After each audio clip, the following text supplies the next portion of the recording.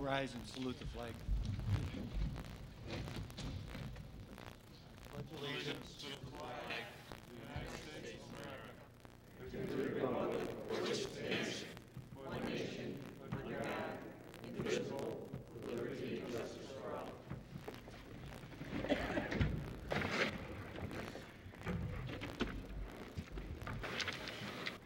Before we start, because this is a school building, I guess I'm required to remind everyone that there are fire exits behind you, and to your left, my right, and to your right, my left.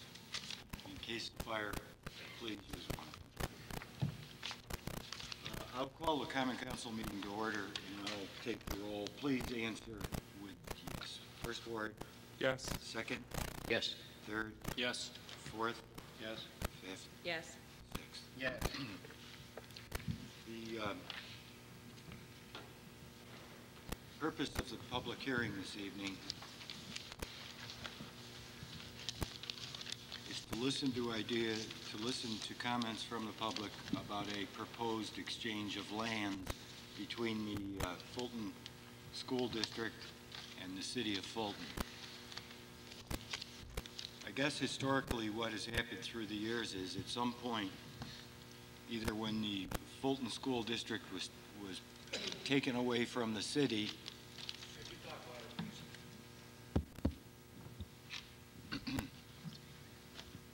is that better? Okay. I guess what had happened is that the Fulton School District, in one fashion or another, became the owner of Hewlett Park. I'm not sure how they became the owner of Hewlett Park, except that they, in fact, do own the property. Several years ago, there was a very sick child that the community had a fundraising event for, the C.V. Abbott child.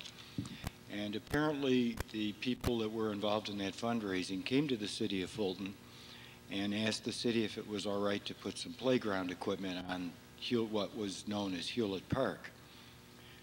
And I guess the city then granted those people permission to put playground equipment on that park.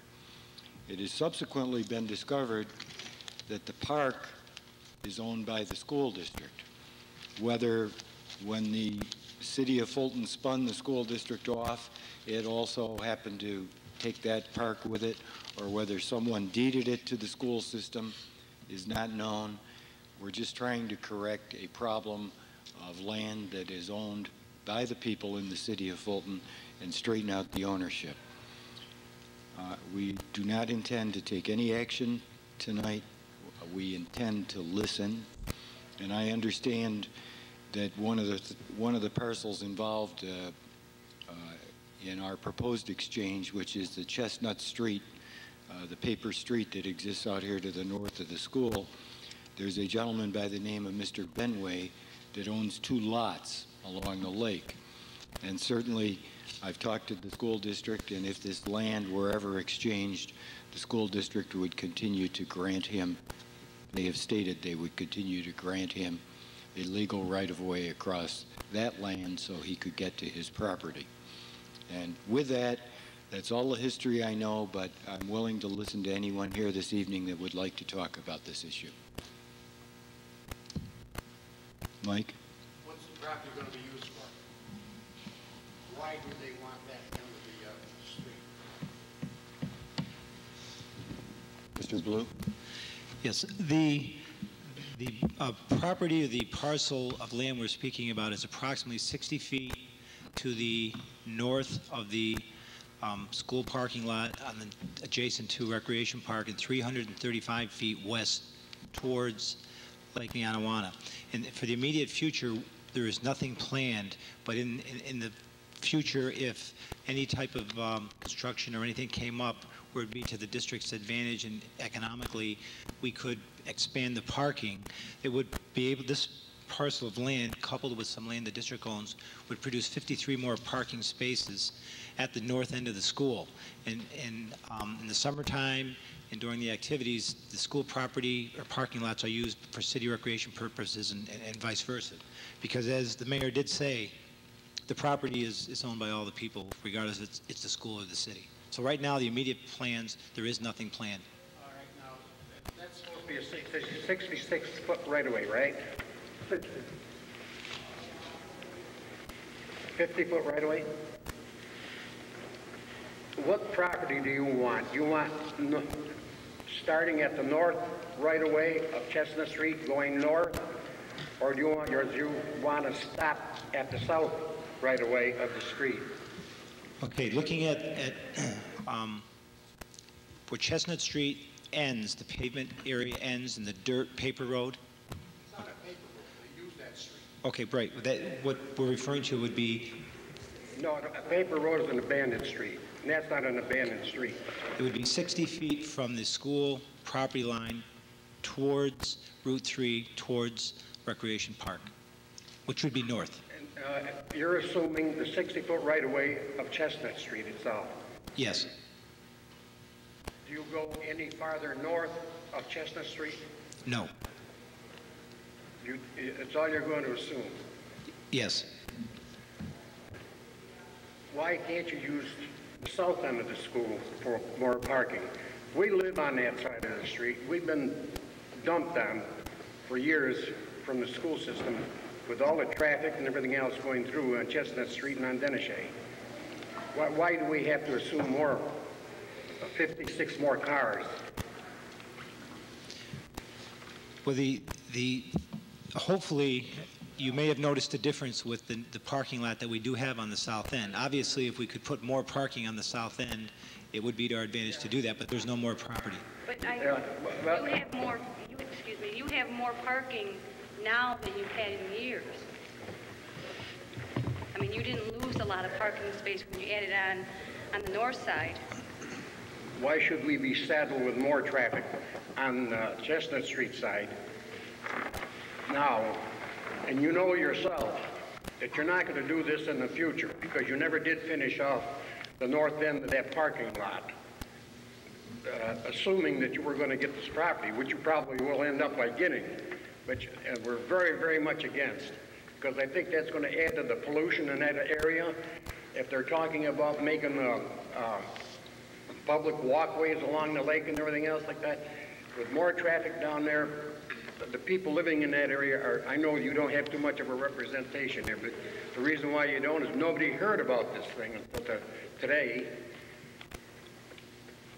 But I don't think it's fair to the people that live on Dennishay and on Chestnut Street and on Broadwell Avenue. They have more traffic being pushed into that area. And I think it's a nice park, and you're gonna be taking away from the park the nice trees. You know, the park year after year. I mean, they take down the swing sets. The kids tore up the park. The intent is not to interfere with the tree line. Any parking would stop short of the tree line. There's no intent to disrupt the trees. Then you're, if you do ever go back and develop that park the way it's supposed to be, which is the disgrace to the city because they don't, you have people, a lot of people come down there, there's no place for them to park there. You take that section away from them, where else are you going to park? If you say the railroad property, then why doesn't the school use the railroad property in front of the school?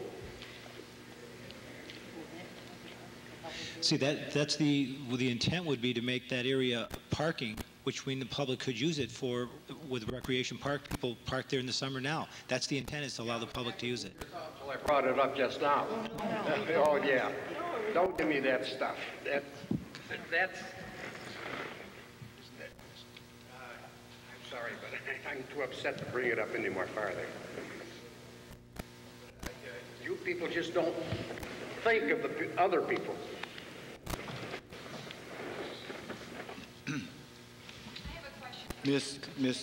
I'm sorry, I knew Mike's name, and I believe Mike lives on Chestnut Street, but for the record, could I get your name? Yvonne Mace. Yvonne. That's Yvonne Mace. And I reside at 518 Chestnut Street, at the very end. Thank you. Okay. I was under the impression that once they completed the parking lot over here on the south side, that they were going to take down the no parking signs on Chestnut Street. I don't own a driveway, so I have to park there on the road. So I'm kind of stuck. Let me direct that to Mr. Termaggi. Do you know about that, Jim? Yeah. By my own preference, Yvonne, I would like to see that extended on a trial basis throughout the winter to determine, you know, once winter comes, snow falls, the parking spaces get narrow, and I don't want anybody to try to retreat to the street sides where we had the problem last year. So I was looking to extend this on a trial through the winter, then perhaps in the spring we can look at it again. The only problem they've had with the buses coming down is when the high school kids were forced to park on both sides of the street. Then they had a problem with the buses coming down through. Right. But before that, they never had any problem, because it's a one-way street. They're only going up one way. So anybody parked on my side isn't going to interfere with the school buses. I mean, why couldn't they have parking on one side of the street? You're only talking one block, and then there's, what, 3 houses on that whole block. Could I help? Her building line on the west side of her house is probably within 6 inches of railroad property. So legally she cannot make a driveway for her house. So in order for her to park, she has to park in front of the house. If she parks on the sidewalk, she gets a ticket for it. There's no sidewalk there, but I've gotten several tickets. But I've been parked beyond the white line, actually on my grass, but part of my tire is still on the pavement. But I think the problem, when I discussed it with you before, was that you were a night worker, I work swing shift. and then Right. most of the time when you came home that you found cars parked there. Yes. And so we thought the remedy was to eliminate parking. It was because of the high school students not having any place to park. So now that that situation is corrected, why can't they take the signs back? I don't know that it's corrected. That's the point I was trying to get to I mean, I don't see any cars parking anywhere else. presently. I can discuss it with you later on, and maybe Okay. we can look into it. Okay.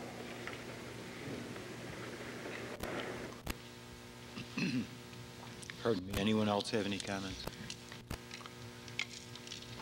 No other comments? Anyone on the council or anyone on the school board like to make a comment? Well, I would just say with regard to Hewlett,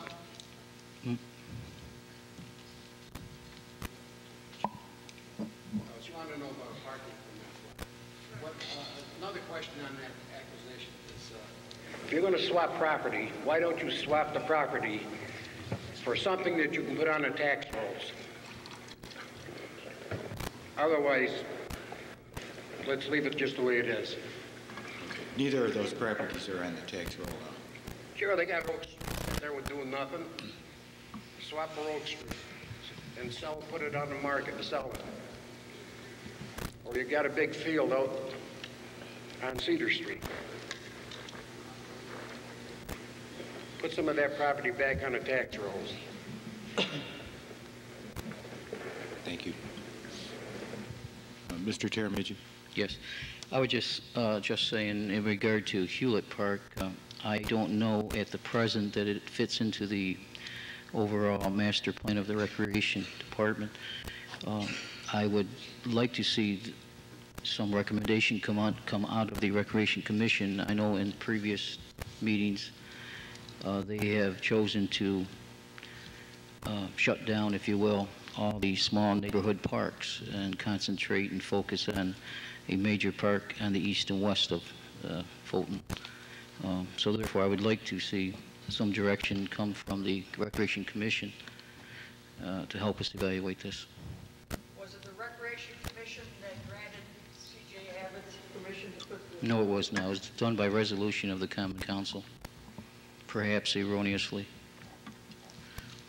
What's the solution to that? To rescind the resolution. And then what do you do with all the material that's on the park?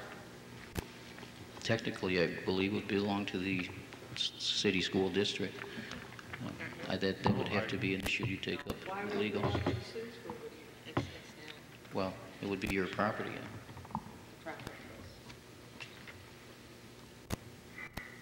Mr. Mayor? But I'm not sure the fixtures would be the school district's property. Mr. Webster. Harold Webster, city resident, member of the school board.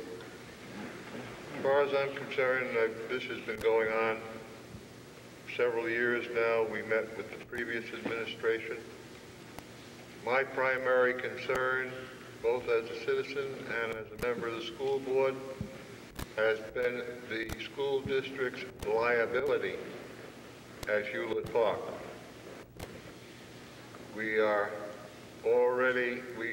There is already one claim against both the city and the school district for an injury at that park.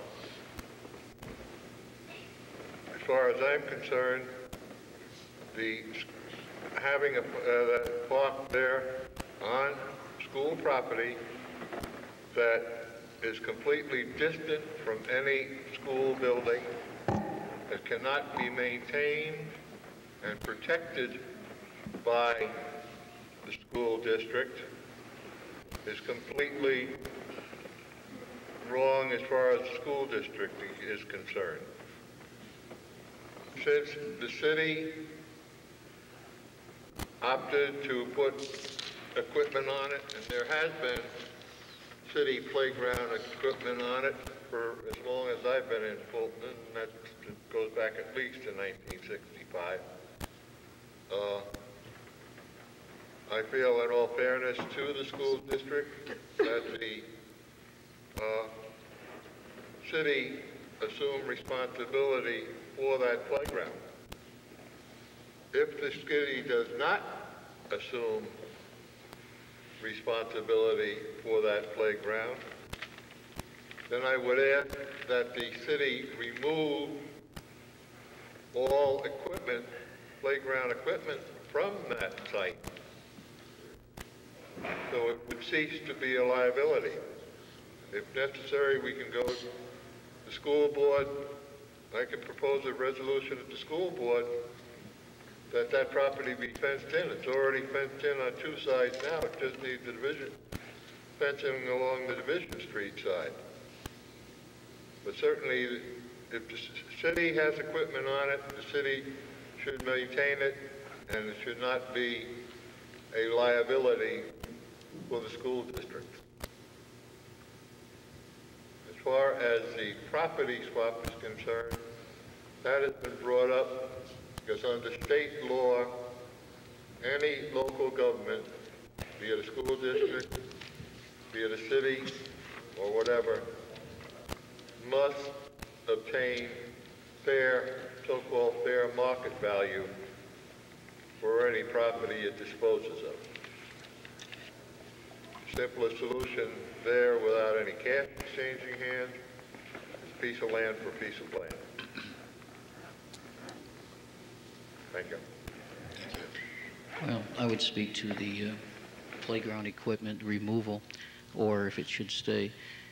If you looked at that equipment recently, it is beginning to show signs of disrepair. If the city were to maintain that, there is significant cost, plus bringing that park up to state code. That was one of the reasons why our neighborhood parks were to be shut down. I don't know that, I would prefer a legal rendering on who owns that playground equipment. I would not be in favor of accepting that equipment at this time. You're washing your hands of the whole thing, and you are the cause of it. Not you personally, but you're, and who's going to be responsible for it then? No, the intention of this hearing tonight is to show in good faith that we're trying to, that you and we both, you as the school board and we as the common council, are trying to straighten out a problem which has existed for many years. And every one of us can leave office and continue to leave this problem. And Mr. Webster pointed out that the previous council tried to address this question. We're trying to find a sensible solution to a problem of properties owned by taxpayers that raises liability issues, among other things, for all the taxpayers. And we certainly are not trying to pass the buck. If we were passing the buck, you wouldn't have this public hearing this evening. I'd like to address, I can't believe it. Take a school board hat off. I'd like to speak to you as a parent, a resident a block away from that park. And I've spoken with Mr. Cavallero regarding the subject, and I know he shares some concern about the disposition of this matter. As a resident, and particularly of that block of area where the park is and the children are playing, I recognize that the neighborhood children are obviously using that park on a regular basis, but just as regularly there are many, many cars parked along that park where people are coming from all over to bring their children to that park because it's different from any other park facility that the city may have to offer those kids. I can tell you that it's always being used. I can tell you that the city has done a fine job in maintaining its posture in terms of garbage and mowing, and I know that some community residents helped the city in terms of putting some paint and lobbying to get some swings back up on the existing swing set that was there. I would not like, as a resident of that area, to see any major disruption of park service.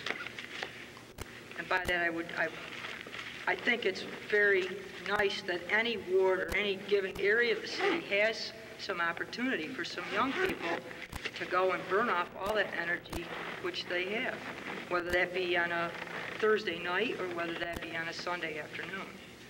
And there's much family activity. And if we as a city of people are going to address quality of life issues, then I would think that Parks and Recreation become part of that issue. And as representatives, I would think, as my representative, I would hope that you would take on all the responsibility of everything that has been left for you to deal with, in addition to those things which you might pursue as your own ideas as a group of people. And if I could just for a minute put a school board hat on, I take on that responsibility. There's lots of things I can't do a whole lot about because somebody before me made the decision, but I would like to suggest to you, my pledge to you, that we need to roll up our sleeves and work very closely and very cooperatively with one another and find a resolution to this problem. And let one another recognize that there must be a reasonable, rational, easily made, very affordable solution to this problem. And I don't think that needs to involve disrupting the park service. I don't think that needs to involve raising of feathers, either by the Common Council nor by the school district. And if the property on Chestnut Street is going to raise feathers with the community, then I think that we can take those comments into account and come to some other kind of agreement that can make sense. Our options here might be endless, and we may not be looking only at one or two. And so I'm just asking you as a group of people to help me and us as a group of people to explore further if we need to in order to find some very necessary solution. Is the park visible to you from where you live? I don't know. I'll get to I live on Mr. 5th Elias. Street, just adjacent to the park. The park is on 6th. Has the park, and I don't know the answer to this, they say don't ask a question unless you know the answer, but I truly don't know the answer to this. Has the park always been orderly? It's not been a source of delinquency or troublesome at all to the neighborhood? To my knowledge, the activities that I have witnessed have been far more family-oriented with younger children than teenage children or junior high-aged children that who used to play there because of the nature of the ballpark field, I'll also check the soccer field, or whatever. police reports. I haven't heard of a lot of complaints in the area, but I was just curious. Mr. In that Elias? neighborhood, you can hear a pin drop. You know, I wish you'd say that in our neighborhood. It's just what Ms. Company just said. What's the problem? Let the city take over the property. The school board didn't even know they owned the thing. And the people over there want a park, give them the park. Forget it. And just let things go the way they are. But I think it's the school board just happened to say, well, here's our chance to get 55 more cars over on that end of the school building. No, let me, So I think just why don't we leave it just the way it is, and the city keep on assuming the responsibility for it? let me, if I might give you my perspective on this. The school did not twist our arm. The school had mentioned this early, before I took office. They had mentioned this, and they had mentioned the Hewlett Park situation. And I don't know that one is contingent on the other or vice versa. We're just trying to understand what the problems are with this transaction and hopefully save the community a mess sometime in the future. I think, for instance, we both probably carry liability insurance on the property. It isn't a lot of money. And if one or the other of us gave up the insurance, you probably wouldn't even find it in a budget. It's such a small amount of money, but it's just dumb that one party owns it, the other party thinks they do. If the school board doesn't want it, let the city take it over, then sell it at an auction, put it on the tax roll. We'll be able to do that, Mike. That doesn't correspond to what you just said, which is keep it a park. If you want to keep the park, keep it. Okay. But if the city doesn't want to keep the park, and the school board doesn't want the property, city take the property over, give them $1 for it, and put it on the tax roll, sell it. Thank you. Can I say something? On that basis, if the city clears their equipment off that property, The school district. the school district could sell the property and have the revenue from it. I would just like to address one issue that Ms. Campolito was talking about. Yes, that neighborhood park is very useful and resourceful, but you missed the main issue was liability, and you do know and you are aware of that there is a suit in hand now.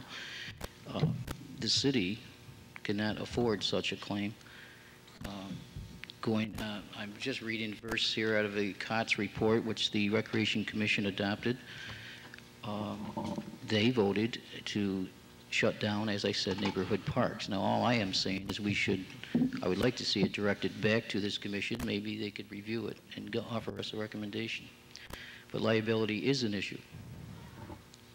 With due respect, respond. I have missed no point. We have talked about this for months. Okay.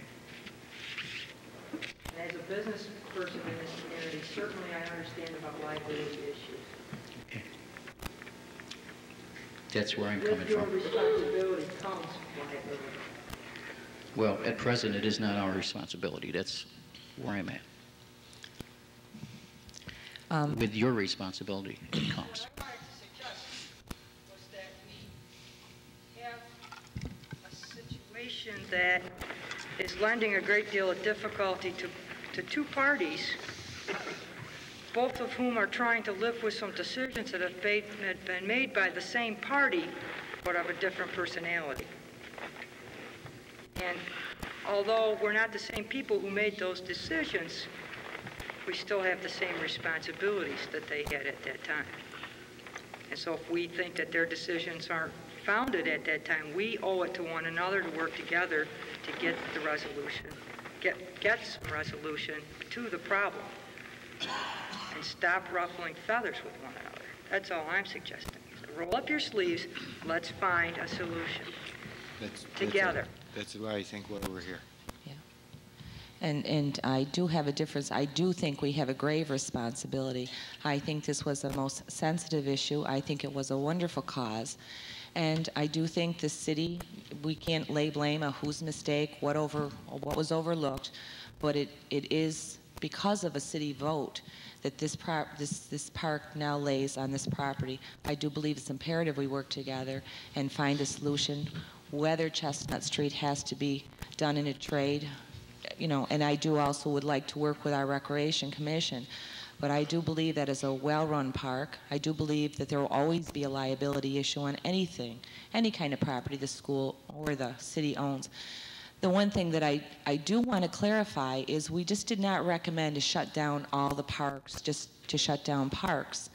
What we wanted to do was deal with some of the liability issues, because as we had 10 parks, whatever number of parks around, our equipment wasn't up to what we call its modern equipment, good working condition equipment. We couldn't afford to replace it all at once. What the main idea is to pick 2 parks and to slowly build them up and make them safe parks in our city. One maybe on the east side, one on the west side. This may be a park we want to check into being our east side park. Neighbors very much care about this park. My sister brings her children out there all the time. I'm over there. It is a very family-oriented park. And I think when you have a park like that that isn't closed off to wooded area like Raleigh Beach area, it's a very open, it's protected by many of the people in the community. And because of that caring feeling for a wonderful cause, I think they're the park that has less liability than most other parks. And I certainly do want to work with the Board of Education. I do believe we have a grave responsibility, and it's more on the city's shoulder with this park. I do want to work with everybody, and I would like to bring in members of the Recreation Commission to hear what they have to say too. But I do believe it is a responsibility of ours to deal with this now. Well, I believe I didn't muddy that clarification I made, Kath. I did say that there was 2 parks, one to the east, one to the west of the city, that they were concentrating and focusing upon until such a time safety hazards can be rectified. I believe this park, as it sits now, is living harmoniously. It is acting as a park. People use it as a park. The question is ownership. Why does the city of Fulton need a park at the present time when we have 10 of them and unable to maintain but 2 of them? But this may be one of the 2 of the parks that obviously has already had the equipment in there. We maintain it, and this can be the park. Why take a park that has nothing and put everything in it? When we have a park, we have a park for a wonderful reason. Therefore, I say I would like to have some direction from the Recreation Commission. And I absolutely agree with that. Thank you. I'd like to make a comment, too. I think that the first question we have to arrive at is the legality as to who actually owns the park. It was my understanding that the park should have been deeded to the city, and it was that's where the problem lies. It should have been the city's property to begin with. I don't know about that. Back to Kathy's thing.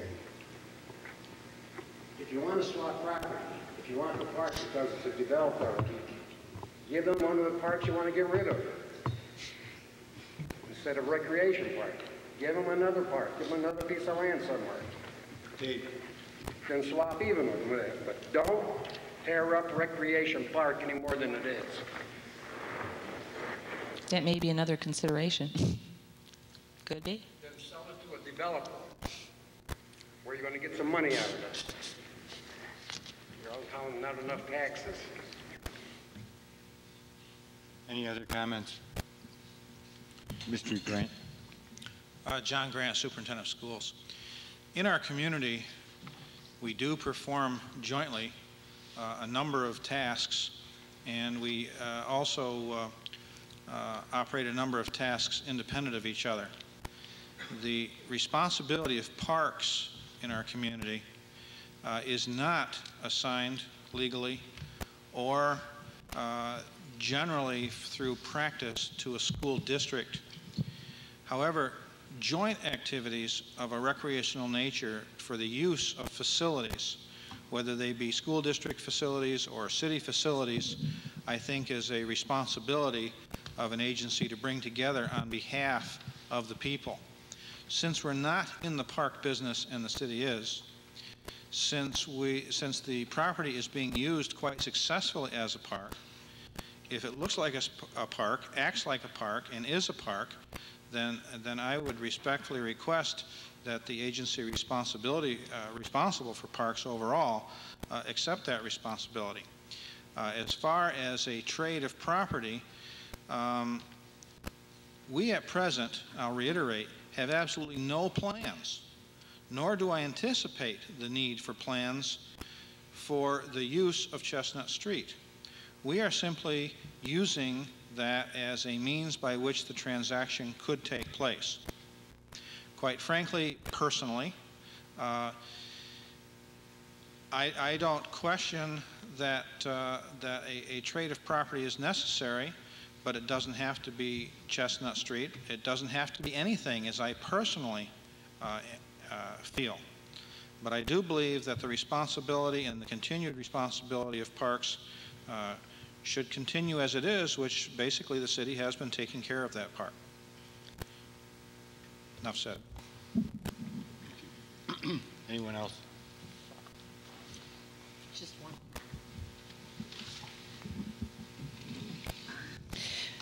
I would just like to thank you, Mr. Mayor, and the council for spending some time on this issue with us, and look forward to finding some resolution that will meet the needs of the community and bring closure to this so that we're not dealing with it for yet another year. So thank you.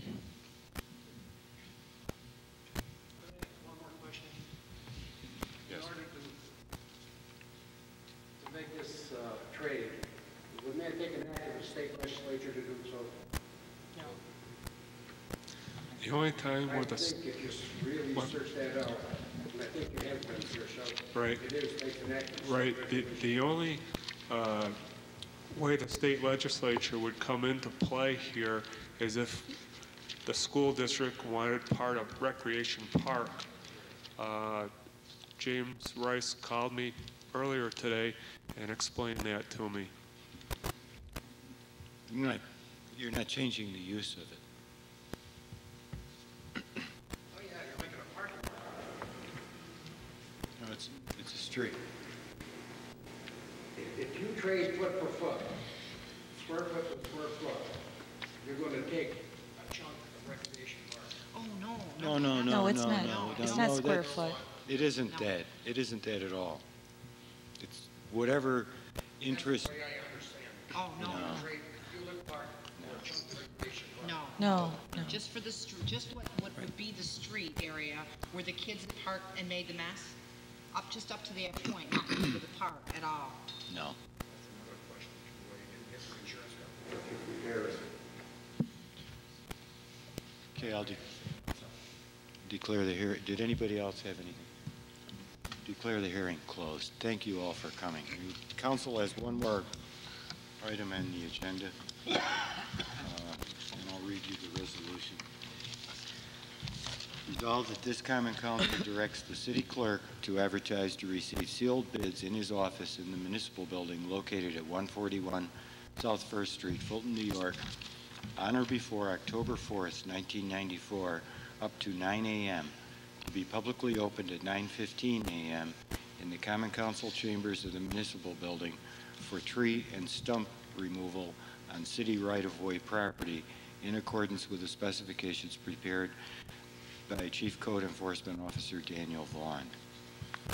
This permits the city to get a unit price on the various trees that need to be trimmed and taken down in the wards. I think all of you have submitted tree lists. This is merely the authorization to put that out for bid so we could get the tree work started and get it finished in reasonable time. I'll move it.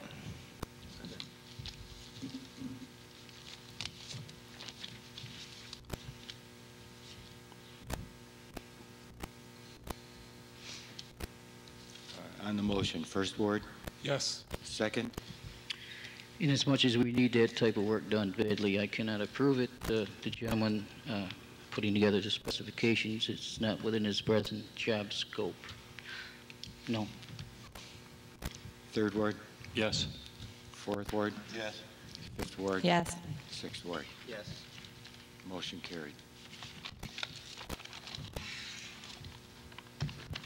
Excuse me, maybe I'm out of line, but what resolution was arrived at as far as the park? No action? No action. No, we said we wouldn't take any action on that matter. Then nothing's going to be done. No, no, that's not it at all. We've heard the thoughts. We'll try to develop a plan and a proposal. Motion. I would simply ask, after the meeting, realizing there would be no action taken tonight, that was your first statement, I would appreciate that the city council act as quickly as possible on the determination of the Hewlett Park site. And if you were not going to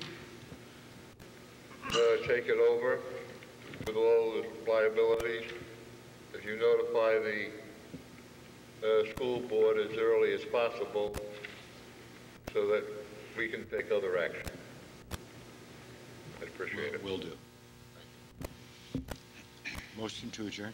May I say Yes. something? I hope when this issue comes up again, too, that we advertise it a little bit better so we could have a better turnout and get more input as to how people feel about this in general. Really wasn't advertised as well as it probably should have been, so we could have had people here from the Fifth Ward in Hewlett Park and people from, the Jerry Badley area. It's the Fourth Ward. Or Fourth Ward, And, excuse me. Sure, I think we have some, maybe even a possibility of another meeting, and maybe Terry can help us. It will be on television. He's always very helpful, and I think we can get it across the television. I would love to hear more input on this. As long as we're going to re-enter this discussion, if it should come to pass that there is a land swap, the school board must be aware that needs to be a survey done and probably some sort of easement to the landowner on the lakefront, and we need to resolve who would bear those costs as well. We've already requested a survey. The city has? Yes, we've already requested a survey of Hewlett Park from the school board. And I believe that, and Mr. Grant can speak to this, the school would absolutely guarantee an easement across the property if they were to take ownership of that street. I still haven't heard any concern about the people that live on Chestnut and on Venetier about whether they're concerned about us have to put up with the extra pollution and noise and dust and everything else for the development that you put another parking lot. I wish you'd take that into consideration, both common council and the school board. Thank you. The safety of children playing in the park while there's people parked in the parking lot. Is this parking lot going to be fenced in? To provide kids safety if they are playing in the park. That's a very good point, because we really couldn't fence in one side of it because we'd have to maintain a right-of-way to Mr. Benway's property. This is what's good about public hearings. Some problems are worked out, some things you may not think about. It's a good point. Motion to adjourn. Mr. Allen, second. I'll second it. Mr. Lincoln on the motion. All in favor? Aye. Aye. Any opposed? Motion carried. Thank you all for coming.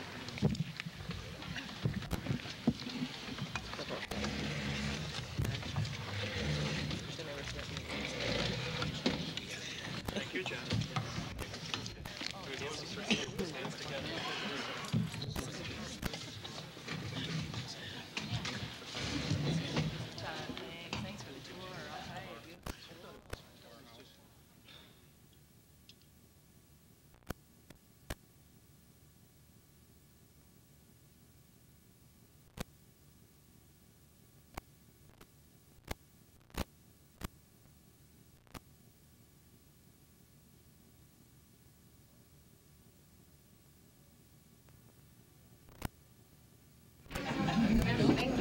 I'd like to introduce again Vince Caravan, chairman of the Good Morning Fulton series, the Honorable Frances T. Sullivan, Assemblywoman of the 117th Assembly District, Frank Hale, United Way of Greater Fulton co-chairman, and of course, just about everybody knows, Ann Mirabito Snyder, president of the Greater Fulton Chamber of Commerce.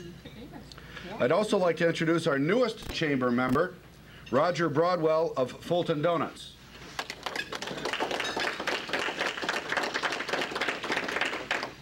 Thank you for joining, Roger, and we wish you the very best of luck in your endeavor. They don't want to listen to me through that. I speak real well without this thing. I get intimidated with these things. Besides that, it's loose.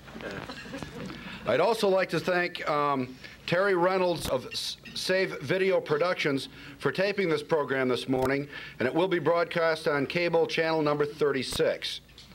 At this time, I'm going to make my remarks very short because we've got a full program and a very, very interesting program.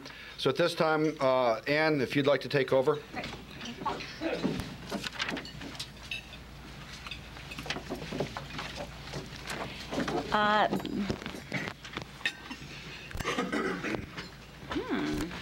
This is like an octopus. Thanks, Paul, and good morning, everyone. Vince, can you hold that for me for a second? Thanks. We have two excellent programs underway to help build the local economy, and I want to take a moment to brief you on them. First, the Fulton Chamber of Commerce is joining forces with other chambers in Oswego County to launch +5 Oswego County, which is a buy local program. As business people, we collectively have tremendous purchasing power. Businesses in Oswego County spend $1.4 billion each year. If each business in Oswego County agreed to spend just 5% more locally, we would add $68 million to the local economy. So if every business spent 5% more locally, we basically have the impact of adding a small industry or medium-sized industry to Oswego County. What we're not asking you to do is to spend 5% more than you do right now. Rather, the idea is to look at your current spending and determine how to switch 5% that you're currently buying in another state or in another county and switch it to Oswego County. If you're not sure whether there's a local business that provides a service that you're looking for, you can call the chamber. We're putting together a directory of all businesses in Oswego County now, so we'll be able to refer you to the right business for what you're looking for. If it turns out that nobody's offering a service that you'd like to buy in Oswego County, well, that's still good news too, because that means we now know of a bona fide business opportunity for someone who wants to expand their business or for someone who's trying to start a business up.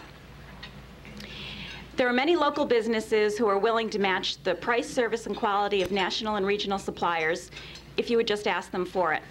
And also, this is kind of economics 101, but it's true that the more people spend locally, the more competitive the local prices are going to be, because the better purchasing quantities everyone in this market is going to be getting. So what we'd like to ask you to do is this. Make a commitment to spend 5% more locally. Call the chamber, let us know that you're participating. Let us know if we can help you find suppliers. And display the poster that is on your table in your business to let your employees know that you're committing to buying locally, and also to let the public know that you're committing to buying locally. Last week, the Oswego County Legislature agreed to sign on to this program. And so Oswego County government, for the first time, is going to be making a concerted effort to buy locally as they can. We're talking to other local governments and industries now, and the response has been excellent. The second big program is the Greater Fulton Christmas Open House Weekend on November 11, 12, and 13. This is a special event that we think is going to be very exciting. For a 3-day period, during special coordinated hours, retailers throughout the Fulton area will hold open houses. The whole city, in effect, is going to be a Christmas shopping experience. It's very simple to participate. All you need to do is to order Christmas stock to arrive in time for the weekend, November 11, 12, and 13. Decorate your store for the holidays. Serve simple but festive refreshments. Promote the weekend. This part is key. Promote the weekend with a postcard mailing to your very best customers. And also mention it in your paid advertising. And then to help promote the event, the Chamber's investing in a highway banner that will go over 481 by phase. We'll also supply bright posters for your store window, and we'll coordinate major publicity in the local media. The city of Fulton is helping by agreeing to install Christmas decorations, Christmas lights early. So the Christmas lights and Christmas decorations will be up for the weekend. 2 solid programs to bolster the local economy. We thank you very much, and now I'll turn this over to Vince.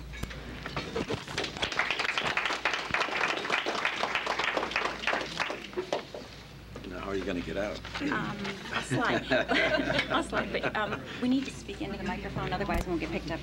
Okay, thanks. Thank you. Thank you, Ann. Well, today it gives me a great pleasure to introduce 2 people that I know quite well, and it's very easy when you know who you're introducing. Frank Hale, who is co-chairman of the United Way of Greater Fulton, is going to give us a spotlight talk on what their expectations are this year and how they expect to accomplish them. So, Frank, I'll ask you to come up, please.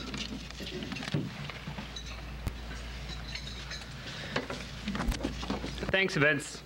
Can everybody hear me? You're too loud. I've always been called a loudmouth, and there's a possibility that I may not need this. Oh, no, Frank, you need that, because otherwise the video cannot pick you up. Okay. Okay. First of all, I'd like to thank the Greater Fulton Chamber of Commerce for inviting the United Way to be part of your program here this morning. We appreciate the opportunity. A number of years ago, someone much wiser than myself wrote the following words, and I think that they're very important. They wrote that each of us is given the gift of life, and what a strange gift it is. If it is used jealously and selfishly, it impoverishes and saddens. However, if it is used for the benefit of others, it enriches and beautifies. Much time before us, someone in the city of Denver, Colorado had an idea that they were going to take their life and they were going to help others. And that was a young lady by the name of Frances Weisbart Jacobs. And she's the lady who originally thought of the idea of the United Way. In Denver, Colorado, there was a need for people to help people because of the needs in the community. And what she started as Community Chest has grown into what we now know as the United Way. That organization came to Fulton in 1941. And for the past 53 years, that organization has been providing services for needs in the community. And today, we continue that tradition. On the 12th of September, my co-chairman, Dick Kemmis, and I had an opportunity to sit down with the co-chairman and the volunteers for this campaign and to kick off at a luncheon that was held here in Fulton. And we were very privileged to have with us that day the Honorable Frances Sullivan, and we thank her for her time that she gave us. And on that day, we announced that our campaign goal was $221,000. And I'd like to tell you that that's an increase over what we've had in the past. But unfortunately, I can't. What I need to tell you is those dollars are very, very needed in this community. But they're diminished from what the goal was last year. And they're diminished from what the goal was back in 1987 when I was also the chair for the Greater Fulton United Way Fund Drive. In 1987, we raised $305,000. And that year, $80,000 came from the Miller Brewing Company. But with the closing of the Miller Brewing Company, the United Way, like many of your businesses, are going to take a hit. And unfortunately, we're going to take a hit at a time when the needs in our community are going up. So what we have is the needs going up and the dollars going down, and we have a greater gap. And Dick and I have made a commitment this year to trying to bridge that gap, to try to raise more than the $221,000, and we need your help and we need your support. We ask that you do whatever you possibly can to become involved in this campaign, whether it's through raising dollars or helping us by going out and raising dollars in the community. We need dollars and we need volunteers to go out and raise those dollars. We ask for your help. We ask for your support.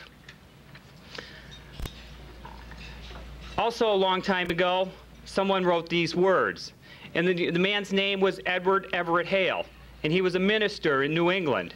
He wrote that I am one. I am one, but I am only one. I can't do everything, but I can do something. And what I can do, I should do. And what I should do, by the grace of God, I will do. I am doing what I can. Dick is doing what he can. We ask for you to do what you can to help us to continue to provide the needed services in this community. We appreciate your support. We appreciate the opportunity to speak with you this morning. The United Way, because of all of us, it continues to work in the Fulton area. Thank you.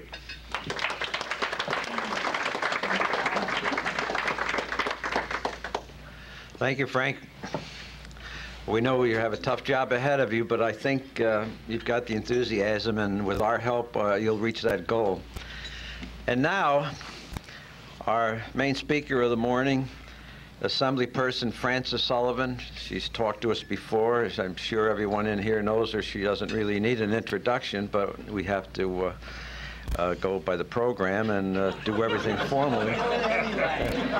So we have to give her a proper introduction, I was told. So Frances will probably tell us, I don't even know what she's going to talk about today, but I have a feeling she's going to tell us. I just won't. And if I don't sit down, she won't have time to tell us anything.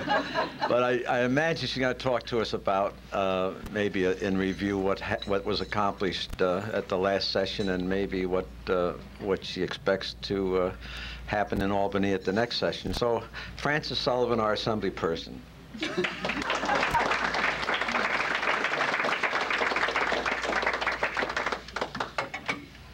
Challenge. Yeah.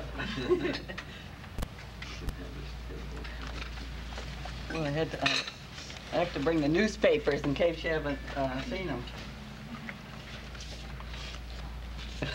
Thanks. I am delighted always to be with Fulton family and friends. You all know that Paul's my cousin, right?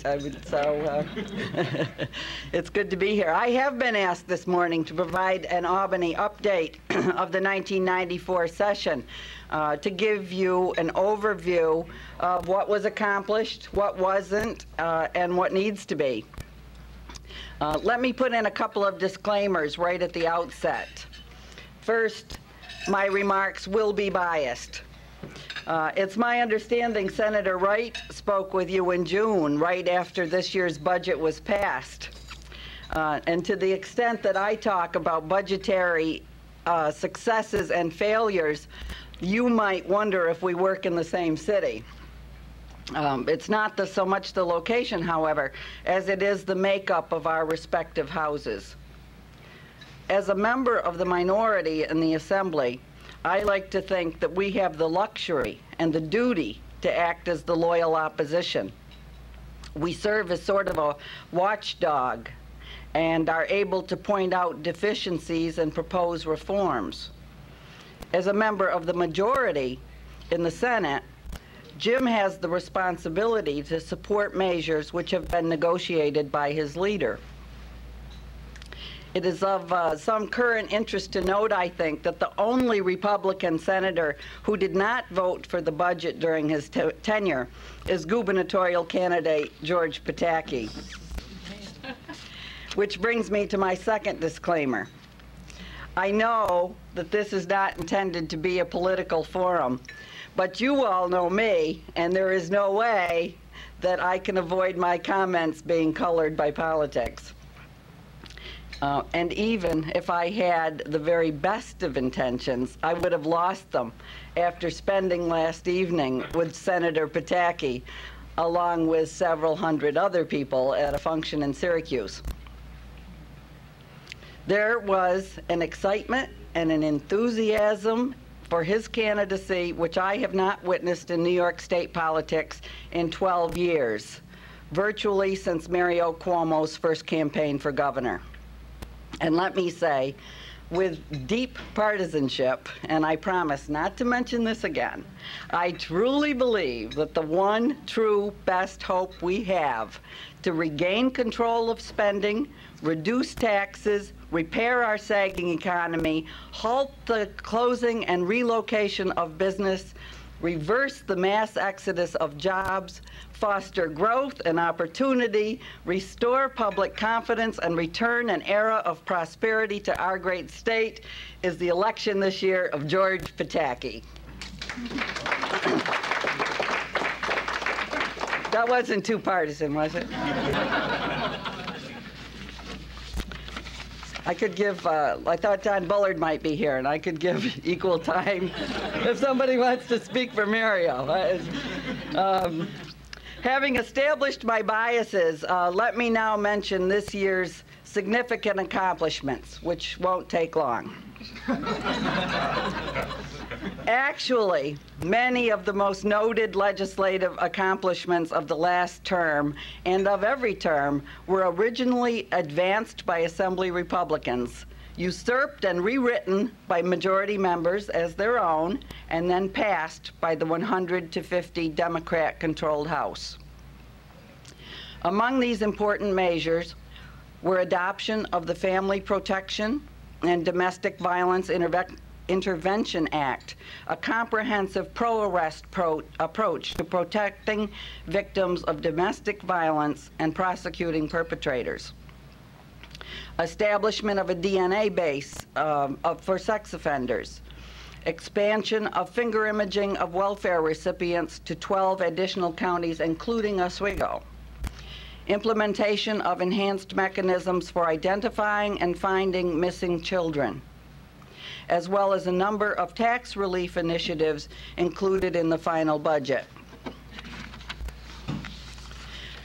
Of particular interest to business, to the business community, were originally Assembly Republican-sponsored bills which provide for repeal of the labor law requiring employers to pay a $25 permit fee to pay wages by check. Well, how that got on the books in the first place, we can all wonder. Repeal of the 5% hotel occupancy tax. Repeal of the $12 coin-operated machine inspection fee. In addition to adoption of an earned income tax credit for lower-income working families, reduced estate taxes for certain closely held businesses, reinvestment in SUNY, restoration of tuition assistance program or TAP awards, increased community college base aid, and elimination of the $25 fee to take the GED exam. Especially significant to local governments was the 7.6% increase this year and promised additional 10% increase next year in revenue sharing, which is unrestricted aid to towns, cities, and villages. The total two-year increase of $90.3 million restores most of the $100 million, which was cut from this program in the 1990 budget, and will provide needed relief to taxpayers by helping overburdened local governments. Undoubtedly, one of the most important successes, passage of the long-sought Omnibus Consumer Credit and Deregulation Act, was in fact accomplished earliest in the session and became chapters 1 and 2 of the laws of 1994. This legislation provided for permanent deregulation of consumer credit interest rate caps, as well as other consumer credit provisions enacted and extended since 1980. Near the close of the session, on the day the existing law was set to expire, legislation was finally passed to extend the hospital excess liability pool and authorize the Medical Malpractice Insurance Association, enabling doctors to purchase the medical malpractice insurance they currently are forced to carry. From beginning to end, the 1994 regular session was more noteworthy for its failures than for its accomplishments. In my mind, these constituted failures of commission and failures of omission. It might be argued that the state's failure to begin shifting anything more than a modest share of Medicaid costs out of local budgets was the most egregious omission. New York's Medicaid program is one of the largest and most expensive in the nation, at a projected state and federal cost of $16.4 billion for 1994-95. In legislation adopted this year, the state will assume $162 million of the county costs over a 2-year span, an amount inadequate to cover 1 year's growth in expenses. In 1985, Congress enacted legislation requiring each state to provide for the disposal of low-level radioactive waste generated within its boundaries. Since '85 and until July 1994, the host site for New York was Barnwell, South Carolina. And although a low-level radioactive waste siting commission was established in New York in 1986, it has failed to select a facility site. This, compounded by the failure of the legislature to act on the issue, has resulted in all New York generators being forced to store their waste on site. In a last-minute frantic attempt to beat the deadline, the governor floated a proposal to designate our own Fitzpatrick nuclear power plant as the state's storage site. To counteract this proposal, Senator Wright and I introduced 2 bills. One, to prohibit storage at a nuclear facility, and 2, to require local approval of the county legislature and mandatory public referendum prior to any siting.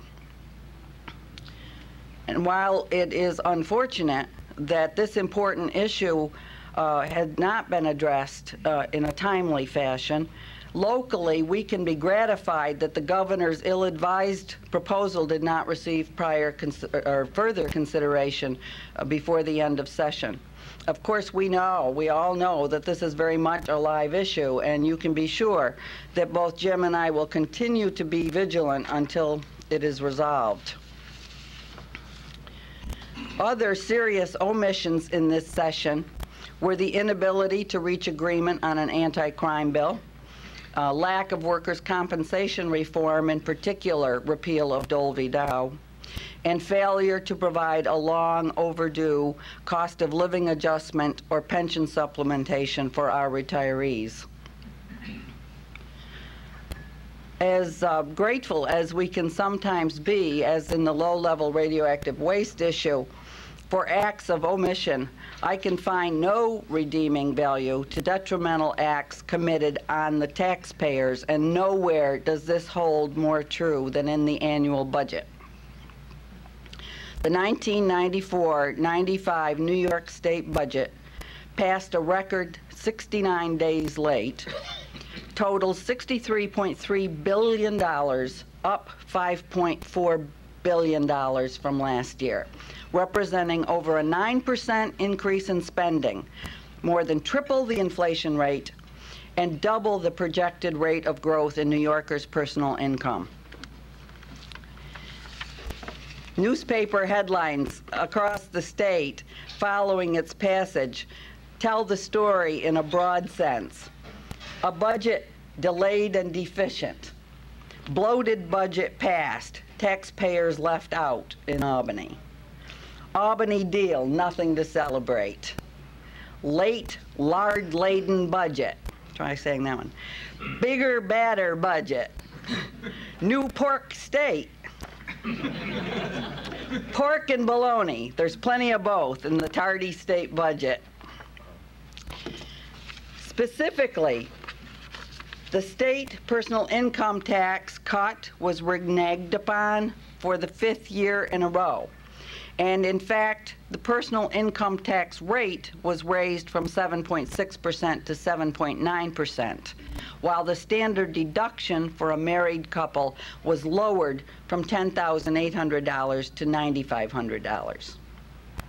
Middle-class taxpayers and small businesses hoping for significant tax relief with an acknowledged beginning $1.5 billion surplus were and should have been disappointed.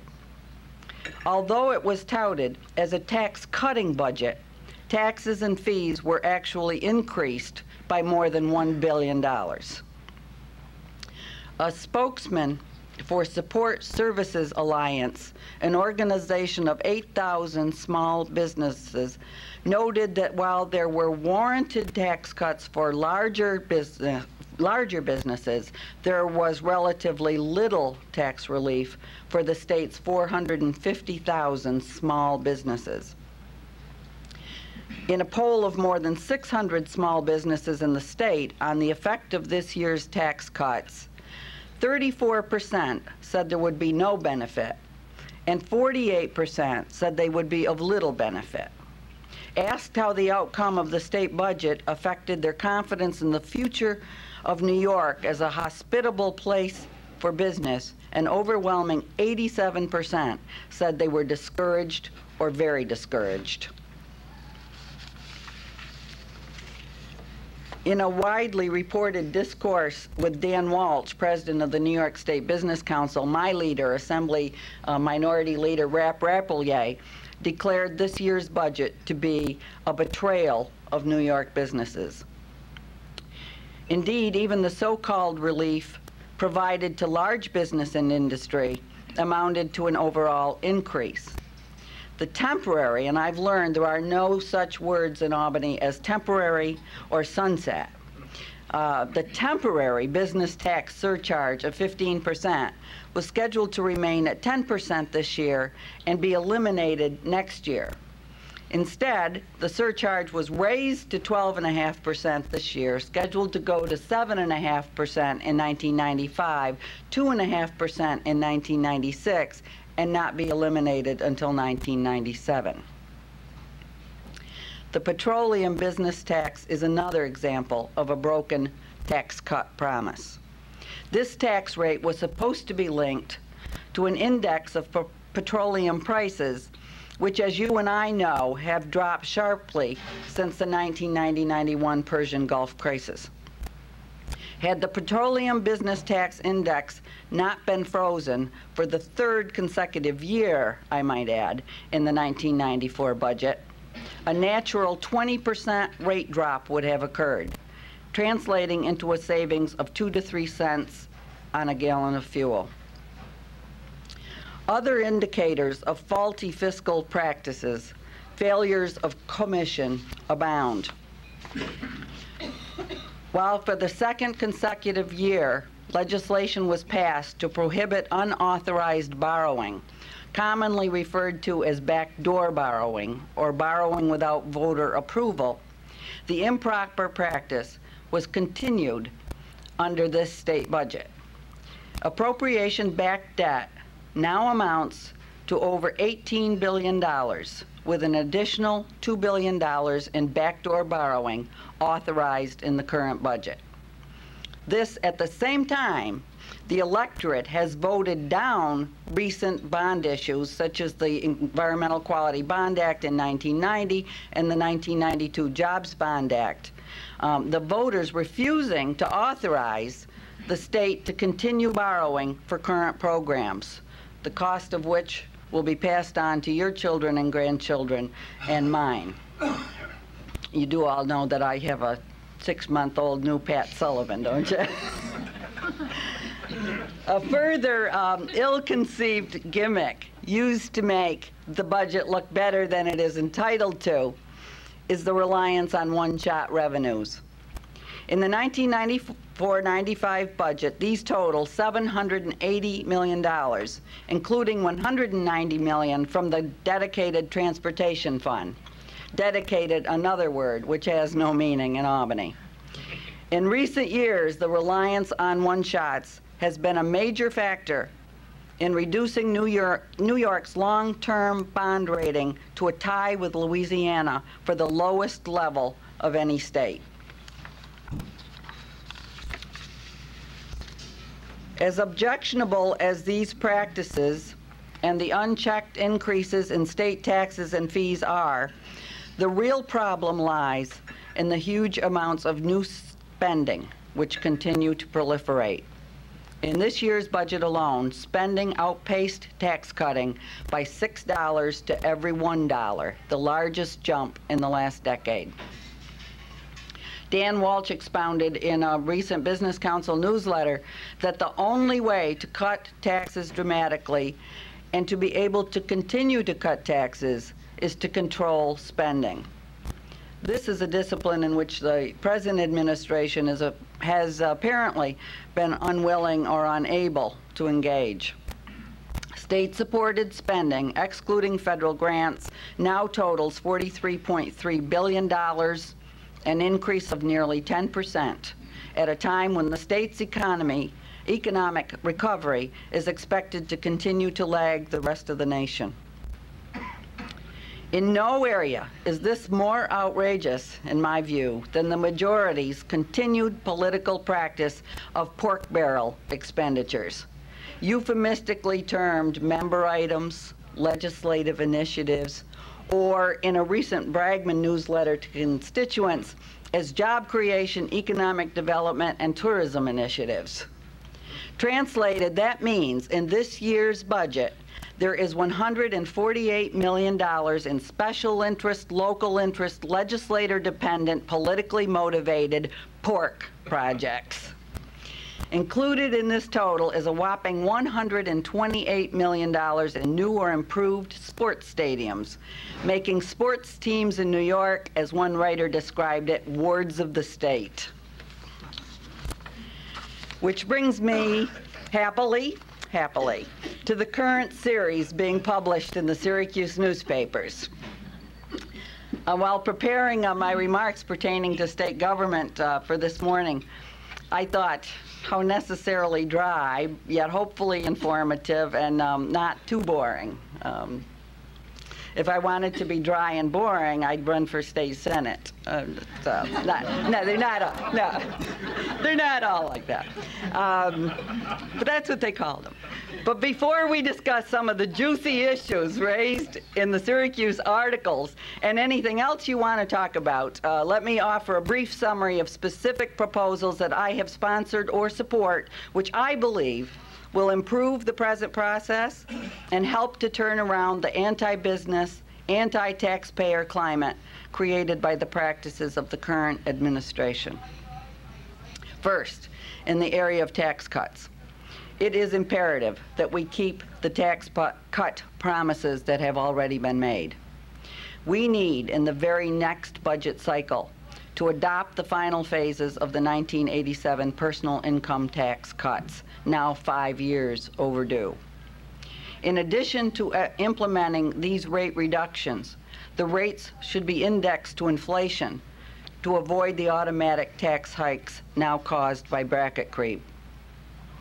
Unquestionably, we need to reduce and eliminate the business tax surcharge as scheduled.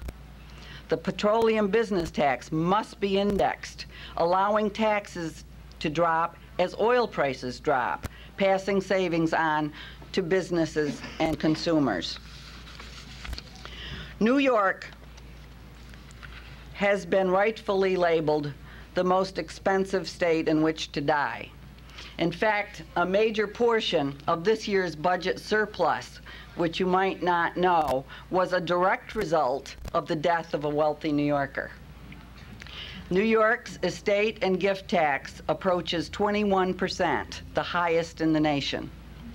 More than half the other states have no estate tax of their own, causing New York's to be cited as a major factor influencing residents to relocate or retire to other states. The current budget established a tax credit for certain estates that contain closely held businesses, generating a modicum of estate tax relief, an estimated $5 million out of a $759 million base. Further measures need to be enacted to reform, reduce, and simplify the estate and gift tax laws, providing relief to our families, farms, and businesses. As we are all aware, energy costs constitute a major share of the cost of doing business. and energy taxes account for a large portion of total energy costs in this state. To assist in lowering these costs, legislation has been drafted which would reduce the gross receipts tax on utilities.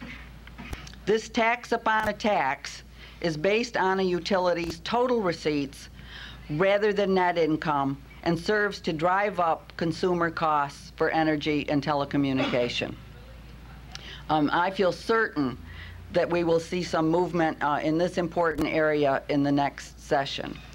And I could go on to other specific areas, but I think it is time to stress that all the tax cuts in the world won't be effective unless profligate, unfettered state spending, as we have come to know it, is brought under control.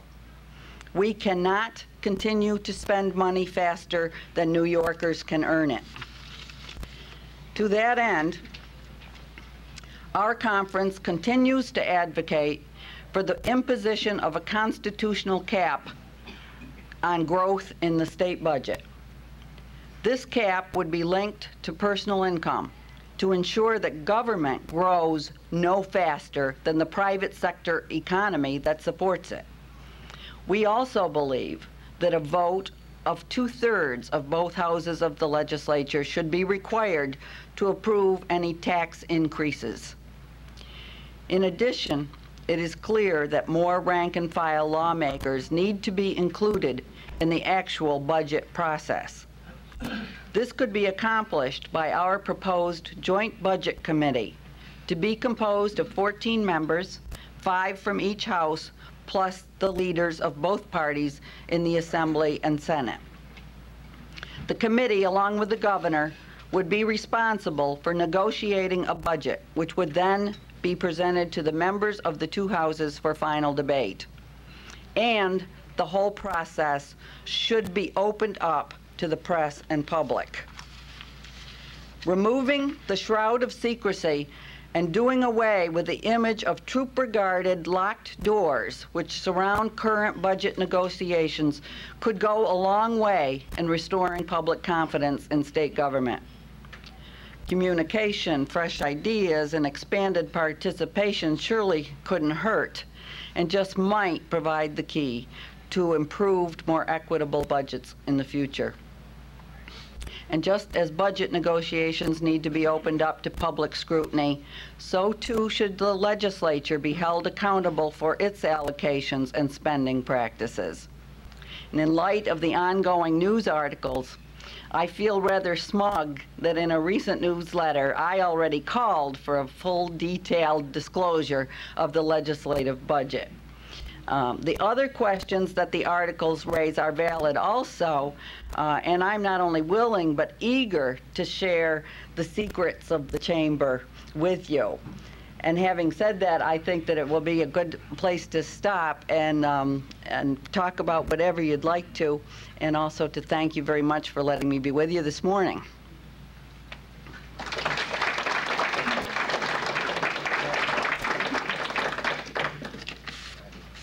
Are you outraged by these articles? I've had a few calls. I've had a couple of calls. Wally. Based upon what you said, how could the Senate Republicans justify coming up with their proposal, which seems to me to sound at best as half a cup of poison instead of a full cup? I think you'd have to ask the Republican senators that question. At this point, as you know, as everybody knows, the negotiations, and this has to do with budget primarily, but actually all the bills, all the major bills, are a three-way agreement, and that's the leader of the Senate, the leader of the Assembly, and the governor. They're all compromised. At this point, and here my bias is going to show through, the Republicans have 1/3 of that three needed for agreement. And I think until that changes, then we won't see changes in the policy or the way we do business.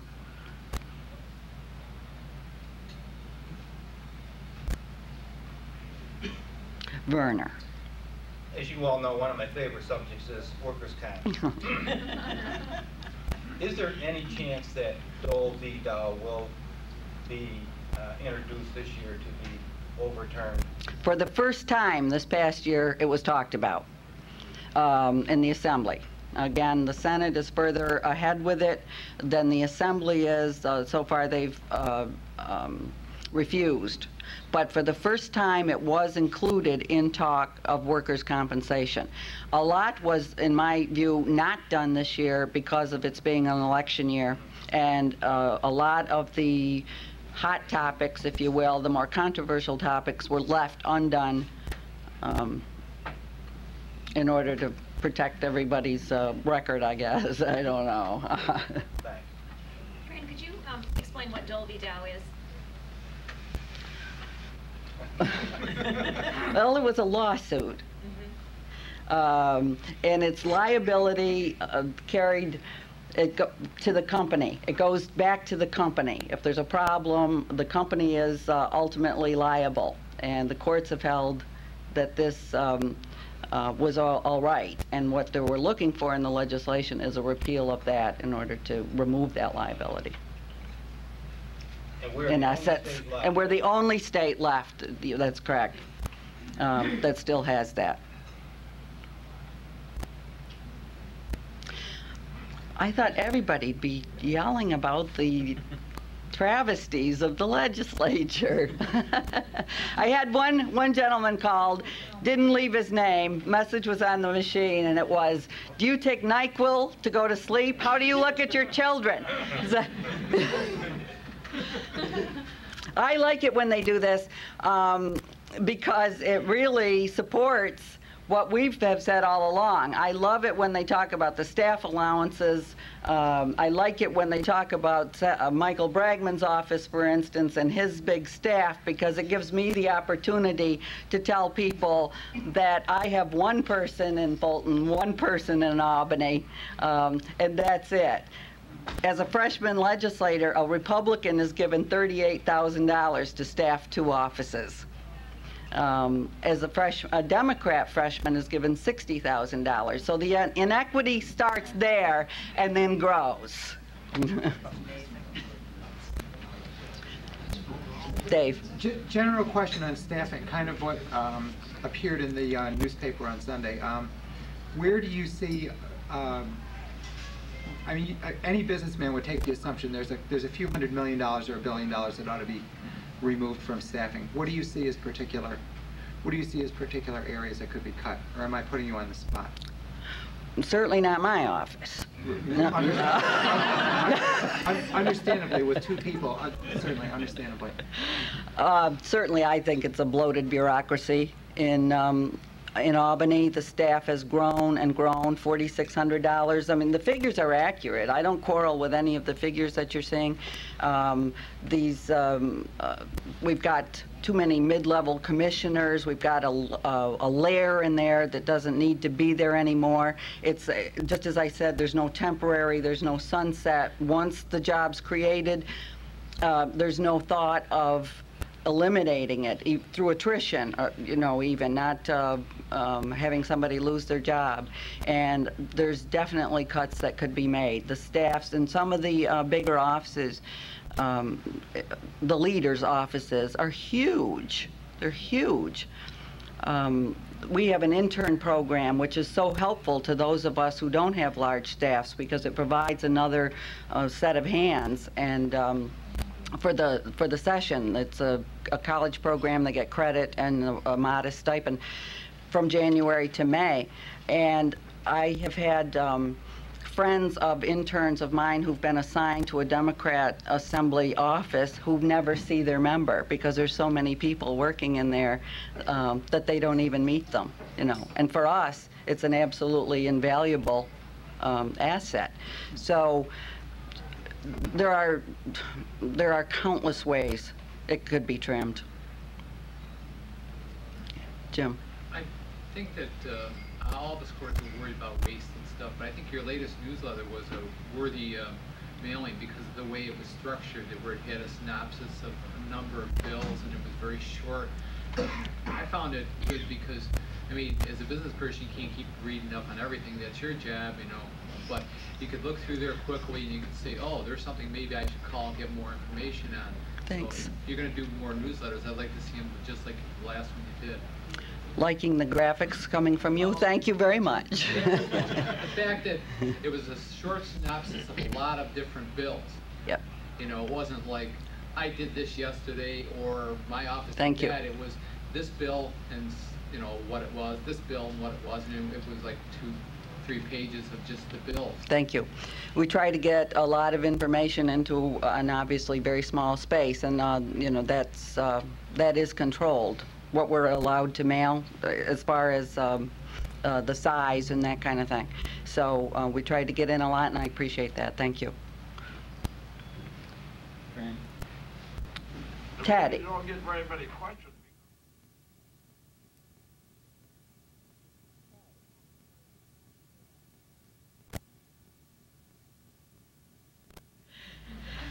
Jim. Is there going to be some activity in terms of the cogeneration baseline that the monopolies are having to pay for power production?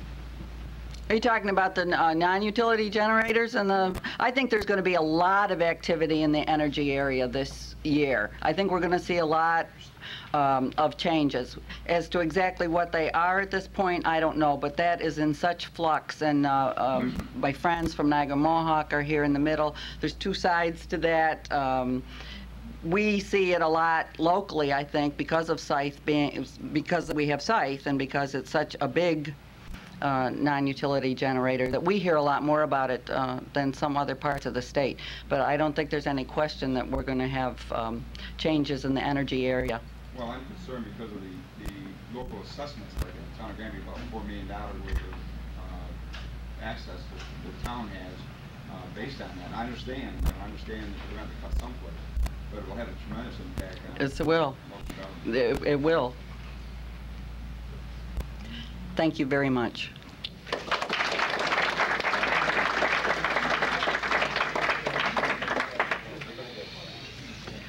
Thank you, Francis, and thank everybody else.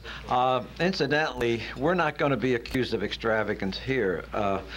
The name tag that was handed to you on the way in, we ask you to please deposit it into a bucket as you leave, and we're going to recycle these for the next time because they are expensive. So the next major event for us is September 27th, next Tuesday. It's the open house at the new chamber quarters on South 1st Street in the Seal Wright's former machine design area. And what time is that? 5 p.m. 5 to 7 p.m. And boy, it's a good opportunity to see where the chamber's located and some of the people who work there and some of the things that are done there. And I guess that's all for this month, and just keep looking for the chamber newsletter and the chamber mailings and find out what's coming up in October and November. Thank you all again.